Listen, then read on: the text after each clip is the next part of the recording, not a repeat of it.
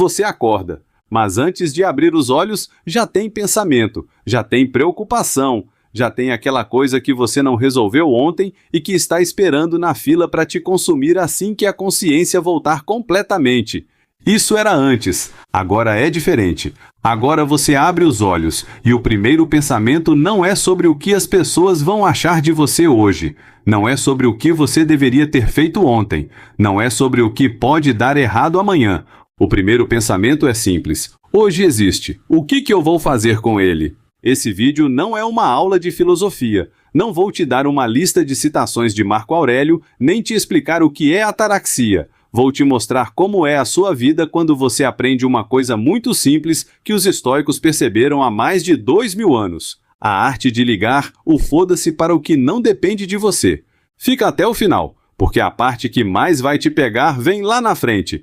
Bem-vindo ao canal Mente Sombria. Antes de entrar no que muda, preciso te mostrar o que existe antes dessa mudança. Você conhece essa versão de você. É aquela pessoa que passa 10 minutos reescrevendo uma mensagem simples com medo de parecer grossa, que fica analisando o tom de uma resposta de 2 caracteres de outra pessoa, que deixa de fazer uma coisa que quer fazer porque pensa no que fulano vai achar, que vai dormir pensando numa situação que aconteceu há 3 dias e que provavelmente a outra pessoa já esqueceu, que fica preso no que poderia ter sido diferente no passado, ou travado com medo de algo que talvez nunca aconteça no futuro. Essa versão de você não é fraca, não é burra, não é defeituosa, é só uma versão que ainda não aprendeu a separar as coisas. Os estoicos chamavam isso de dicotomia do controle. Uma ideia tão simples que parece óbvia quando você ouve, mas que, quando aplicada de verdade, muda completamente a forma como você gasta sua energia todo dia. Existem 2 categorias de coisas no mundo: as que dependem de você e as que não dependem. Só isso. E a maioria da ansiedade humana vem de gastar energia na segunda categoria como se fosse a primeira. Agora, deixa eu te mostrar como é, quando isso vira hábito de verdade. Você está no trânsito. Tarde, o carro da frente não anda. Seu horário foi por água abaixo. Versão antiga, pressão no peito, irritação subindo, pensamento acelerado em tudo que vai atrasar por causa disso. Versão nova, você respira. Não porque é zen, não porque não se importa, mas porque uma pergunta aparece automaticamente na sua cabeça agora. Isso depende de mim?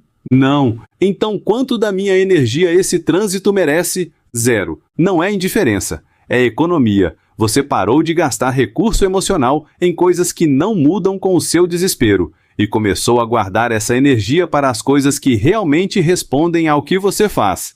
Isso parece pequeno, mas no acumulado de um dia inteiro, de uma semana, é a diferença entre chegar em casa esgotado por tudo o que aconteceu com você ou chegar em casa com alguma coisa ainda sobrando. Agora vem a parte que mais pessoas sentem, mas menos conseguem nomear: a opinião dos outros. Existe um peso invisível que a maioria das pessoas carrega o tempo todo, o peso do que os outros vão pensar, do que vão falar, do que vão achar. Você muda o que veste por isso. Muda o que fala por isso, às vezes muda até o que sonha por isso. E a coisa perturbadora é que boa parte dessas pessoas que você está tão preocupado em impressionar não estão pensando em você. Elas estão preocupadas com o que você está pensando delas. Todo mundo está tão ocupado gerenciando a própria imagem que sobra pouco espaço para ficar monitorando a sua. Quando você entende isso de verdade, uma coisa estranha acontece. Você começa a fazer as coisas do jeito que acha certo, fala o que pensa, toma as decisões que fazem sentido para você, não para a plateia imaginária que você construiu na cabeça. E sabe o que acontece com os relacionamentos? Os superficiais caem e os reais ficam mais fortes, porque as pessoas que ficam são as que gostam de você, não da performance que você estava fazendo. Tem uma ideia estoica que as pessoas costumam ignorar porque soa pesada demais. Memento mori.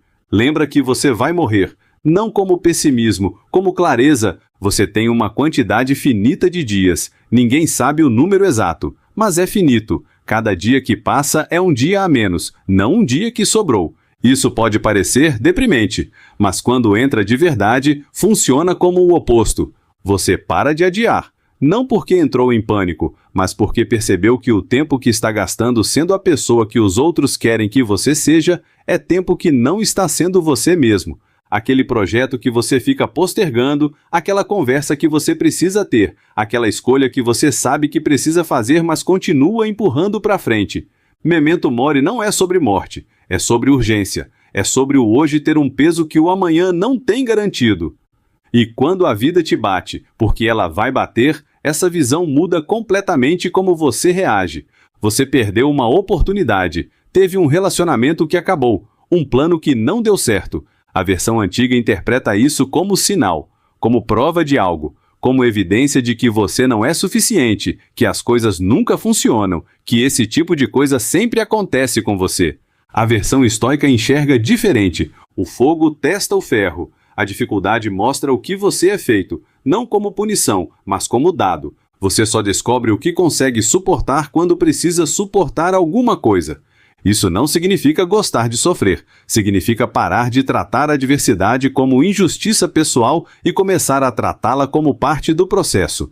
Os estoicos chamavam isso de amor fati, amar o que acontece, não fingir que é bom quando é difícil, mas não gastar energia lutando contra o que já aconteceu. O que está feito, está feito. O que você faz a partir de agora é a única variável que ainda responde a você. Então, como é essa vida?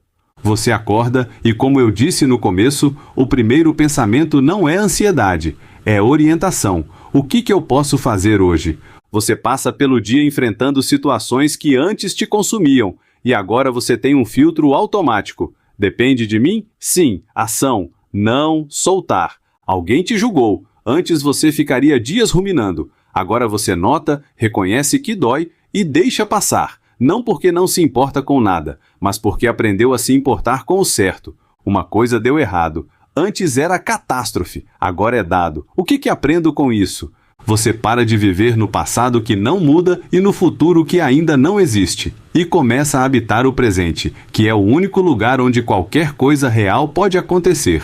Isso não é perfeição, não é ausência de dor, não é virar uma pedra sem sentimentos. É uma forma diferente de distribuir a sua atenção. E quando você distribui atenção diferente, você vive diferente. Não de uma vez, não da noite para o dia, mas pouco a pouco você percebe que está menos esgotado por coisas que não dependem de você, que está mais presente nas coisas que dependem, que a sua energia está indo para os lugares que respondem ao que você faz. Isso é o que os estoicos chamavam de eudaimonia, que é uma palavra grega feia para uma coisa simples: viver bem.